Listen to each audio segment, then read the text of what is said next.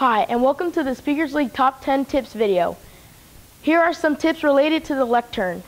Number 1, as soon as your introduction begins, slide your chair back and head toward the front of the room.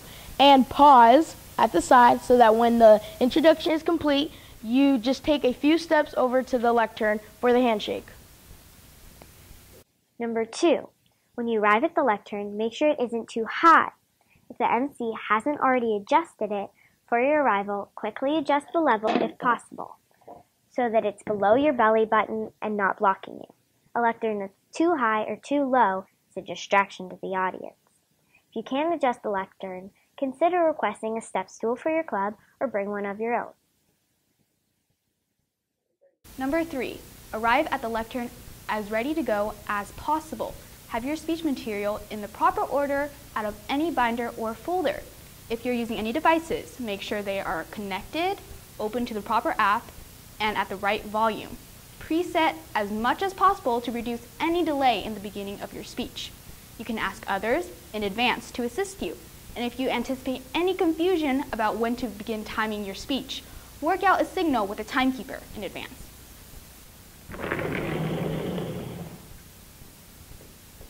Number 4, feel free to position the lectern in the most suitable position for your speech. If your speech includes writing on the whiteboard, showing the slides, or audience participation, etc., remember to keep yourself, your visual aids, and your participants visible to the audience as much as possible.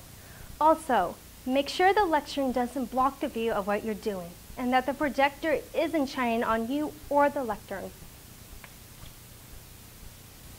Number 5, transitioning from one person to the next at the lectern can be sloppy or sharp. It is a common mistake to sort of glance around the room nervously and mumble something until the MC takes the initiative and comes up to shake your hand, or to sort of edge towards the MC and shake their hand before speedily walking past him or her, or just to forget altogether and walk away. But no, when you are finished at the lectern and you are ready to transfer the meeting to the next person, simply turn to that person and state loud and clear their title or their name, and then wait. Madam MC? Number 6, the actual transition. You will conclude your introduction with the next person, yada yada yada. Please help me welcome Price. As they arrive, pivot to the side to receive them at the lectern. Don't wander toward them or make them follow you to shake hands. You shake hands kind of at the center point and then depart. Be careful to walk behind the person, never in front. And it always bears repeating. You shake hands with your right hand, not your left, and clasp hands gently but firmly with a couple up and downs. Don't make a production number out of it. Number 7, when giving a speech, don't stand way behind the lectern or even stand behind it at all if you don't actually need it. If you know your material well enough to speak without notes or just relying on minimal cue cards, you're encouraged to walk in front of or away from the lectern area or even move the lectern and its table if necessary out of the way before you begin. You can even request in advance that the MC do this for you after you are introduced. The less between you and the audience, the better. The MC and impromptu master generally stay behind the lectern so as not to make the segments about themselves, but rather about whom they are introducing or asking questions of. Number 8, if you do escape the lectern, avoid aimless wandering. This generally comes in the form of pacing back and forth, walking forward and backward, or simply rocking from side to side. Instead, walk and talk, then stop and talk to emphasize your point, walk and talk some more, and stop and talk. This helps you build a connection with the audience and helps you avoid getting the audience wondering what exactly it is you're doing rather than focusing on your material. If you do walk back to the lectern, don't ever walk backwards on the way to the lectern. Just turn around, walk straight back to the lectern, whether you're talking or not. Number 9, let's say you're kind of reliant on your notes or even have a completely written out version of your speech as a safety net. You should always avoid carrying anything that requires reading. Unless they're a visual aid for the audience, you should never carry 8.5 by 11 pages. Ever. When would it be okay to carry 8.5 by 11s that are not visual aids? Never. Just so we're clear.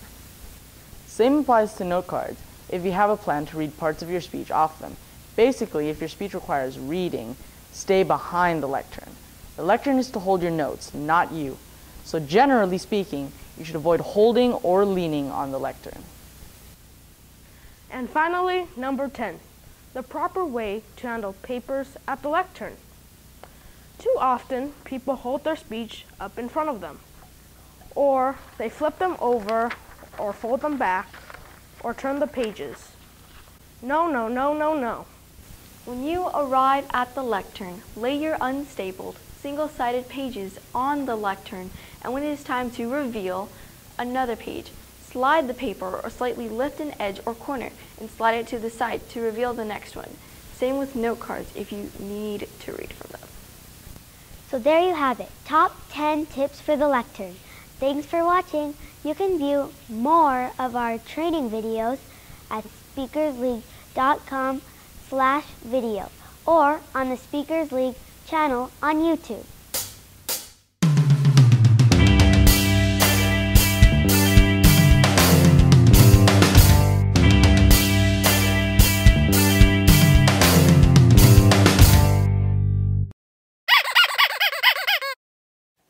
Hi, and welcome to this If possible, your belly button should be back.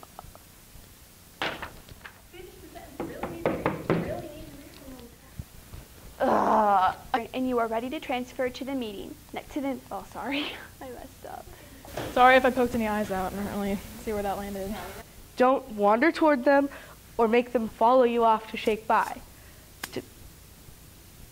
Okay, now, sorry, let's start over. You ready? Number 3, arrive at the lectern as, okay, one more time. Number 3, arrive at the lectern ready as good.